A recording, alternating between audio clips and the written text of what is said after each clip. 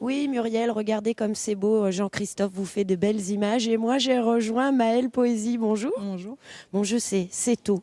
Mais vous avez une création en cours, donc il y a encore beaucoup de travail. C'est vendredi la première. Exactement, donc c'est la dernière semaine de répétition. Du Candide. Du Candide, dont la première est vendredi. On joue vendredi, samedi, dimanche dans le cadre du festival. Comment ça se passe là, 2-3 jours? Comment on se sent? Tout est prêt? Il y a encore beaucoup de travail?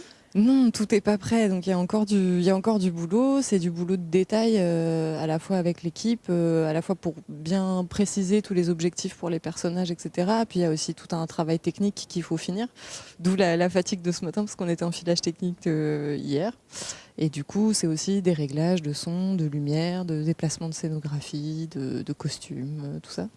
On va voir quelques images de votre création, puisqu'on est venu pendant les répétitions. Le Candide, tout le monde le connaît, alors pourquoi avoir voulu le mettre une énième fois en scène? Alors déjà, ça n'a pas été beaucoup mis en Pas tant scène que ça. parce que c'est une C'est parce que adaptation. je l'ai lu. C'est parce que c'est une adaptation d'un conte philosophique. Donc en fait, déjà, il y a eu tout un boulot pour en faire du théâtre. A priori, c'était pas une matière théâtrale au départ. Et puis après, c'était aussi parce que c'était dans la suite des thématiques qu'on avait abordées avec les deux précédents spectacles qui ont aussi été présentés au CDN. Qui était autour de la question de la liberté, de la confrontation entre l'individu et la société. Et c'est vrai que du coup, de choisir Candide, ça nous paraissait assez évident dans la continuité des deux précédents spectacles. Alors qu'est-ce qui lui arrive à ce Candide? Il est très actuel en fait. Beaucoup de choses. Bon, d'abord, c'est un conte, donc ça porte aussi, je trouve, des thématiques qui sont assez universelles.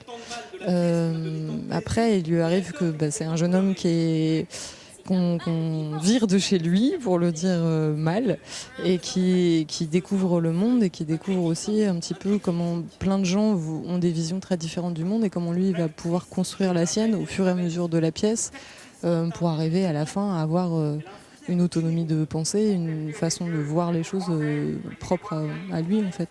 Donc ce conte philosophique en fait adapté à l'heure d'aujourd'hui, ça convient tout à fait. Il y a eu des choix, beaucoup de la part de Kevin Kayes, qui est le dramaturge avec qui je co-signe l'adaptation du spectacle, pour que les thématiques qu'on choisit, justement, ce soient des thématiques qui pouvaient quand même toucher un public d'aujourd'hui, et surtout un travail pour essayer que ce soit le moins didactique possible, le moins théorique possible, et puis le plus vivant au plateau.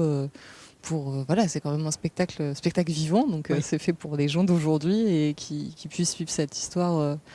Voilà, avec ce qui se passe sur le plateau. Et à la fin alors, est-ce que le Candide ne l'est plus? Alors ça, il faut venir voir pour le savoir. Voilà, il faut venir voir les représentations à la fin de la semaine pour savoir comment finit l'histoire. Merci Maëlle. Merci. Vous avez entendu Muriel, il faut aller voir le Candide pour savoir s'il grandit et s'il devient sérieux. J'espère pas trop. Eh bien,